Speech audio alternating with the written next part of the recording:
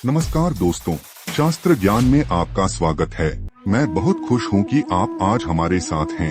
अगर आपने अभी तक चैनल को सब्सक्राइब नहीं किया है तो जल्दी से करें ताकि आप हमारे सबसे नवीन अपडेट्स को मिस न करें। मैं यह कहना चाहता हूँ कि आप सभी का धन्यवाद करता हूँ जो इस समृद्धि भरे समुदाय का हिस्सा बने हैं। आपका समर्थन हमारे लिए अत्यंत महत्वपूर्ण है और यही हमारे चैनल को मजबूती देता है। बिना और कुछ कहे चलिए शुरू करते हैं। ब्रह्मा पुराण ग्रंथ का आज 17वां दिवस है, लेकिन इससे पहले इस वीडियो को लाइक करना न भूलें और नीचे अपनी राय देने के लिए कमेंट करें। मुझे आपसे बात करना बहुत पसंद है और यह वाकई मेरे चैनल को एक जीवंत अवस्था का स्थान बनाता है। तो बिना किसी देरी के चलिए शुरू करते हैं। कल अंत में हमने देखा बुध आकाश में चंद्रमा से प्रतिकूल दिशा में उदित होते हैं। आज मुनिव्रो बुध के पुत्र पुरूरवा हुए, जो बड़े विद्वान, तेजस्वी, दानशील, यज्ञकर्ता तथा अधिक दक्षिणा देने वाले थे। वे ब्रह्मवादी, पराक्रमी तथा शत्रुओं के लिए दुर्धर्ष थे। निरंतर अग्निहोत्र करते और यज्ञों के अनुष्ठान में संलग्न रहते थे। सत्य बोलते और बुद्धि को पवित्र रखते थे। तीनों लोकों में उनके समान यशस्वी दूसरा कोई नहीं था। वे ब्रह्मवादी, शांत, धर्मज्ञ तथा सत्यवादी थे। इसीलिए यशस्विनी उर्वशी ने मान छोड़कर उनका वरण किया। राजा पुरूरवा उर्वशी के साथ पवित्र स्थानों में 59 वर्षों तक विहार करते रहे। उन्होंने महर्षियों द्वारा प्रशंसित प्रयाग में राज्य किया। उनका ऐसा ही प्रभाव था। पुरूरवा के 7 पुत्र हुए, जो गंधर्व लोक में प्रसिद्ध और देव कुमारों के समान सुंदर थे। उनके नाम इस प्रकार हैं: आयु, अमावसु, विश्वायु, धर्मात्मा, श्रुतायु, दृढ़ायु, वनायु तथा बहवायु। ये सब उर्वशी के गर्भ से उत्पन्न हुए थे। अमावसु के पुत्र राजा भीम कांचनप्रभ और उनके पुत्र महाबली सुहोत्र हुए। सुहोत्र के पुत्र का नाम जहरू था, जो केशिनी के गर्भ से उत्पन्न हुए थे। उन्होंने सर्पमेध नामक महान यज्ञ का अनुष्ठान किया। एक बार गंगा उन्हें पति बनाने के लोभ से उनके पास गई, किंतु उन्होंने अनिच्छा प्रकट कर दी। तब गंगा ने उनकी यज्ञशाला बहा दी।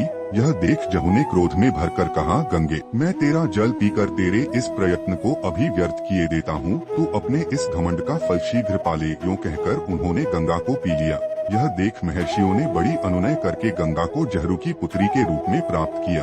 तब से वे जाह्नवी कहलाने लगी। तत्पश्चात जहू ने युवनाश्व की पुत्री कावेरी के साथ विवाह किया। युवनाश्व के शापवश गंगा अपने आधे स्वरूप से सरिताओं में श्रेष्ठ कावेरी में मिल गई थी। जहू ने कावेरी के गर्भ से सुना नामक धार्मिक पुत्र को जन्म दिया। सुनद्य के पुत्र अजक, अजक के बलाकाष्ठ और बलाकाश्व के पुत्र कुश हुए। कुश के देवताओं के समान तेजस्वी 4 पुत्र हुए: कुशिक, कुशनाभ, कुशाम्ब और मूर्तिमान। राजा कुशिक वन में रहकर ग्वालों के साथ पले थे। उन्होंने इंद्र के समान पुत्र प्राप्त करने की इच्छा से तप किया। 1000 वर्ष पूर्ण होने पर इंद्र भयभीत होकर उनके पास आए। उन्होंने स्वयं अपने को ही उनके पुत्र रूप में प्रकट किया। उस समय वे राजा गाधी के नाम से प्रसिद्ध हुए। कुशिक की पत्नी पौरा थी, उसी के गर्भ से गाधी का जन्म हुआ था। गाधी के एक परम सौभाग्यशालिनी कन्या हुई, जिसका नाम सत्यवती था। गाधी ने उस कन्या का विवाह शुक्राचार्य के पुत्र ऋचिक के साथ किया था। ऋचिक अपनी पत्नी से बहुत प्रसन्न रहते थे। उन्होंने अपने तथा राजा गाधी के पुत्र होने के लिए पृथक पृथक चरु तैयार किए और अपनी पत्नी को दुलाकर कहा, शुभे, इस चरु का उपयोग तुम करना और इसका उपयोग अपनी माता से कराना। तुम्हारी माता को जो पुत्र होगा वह तेजस्वी क्षत्रिय होगा। लोक में दूसरे क्षत्रिय उसे जीत नहीं सकेंगे।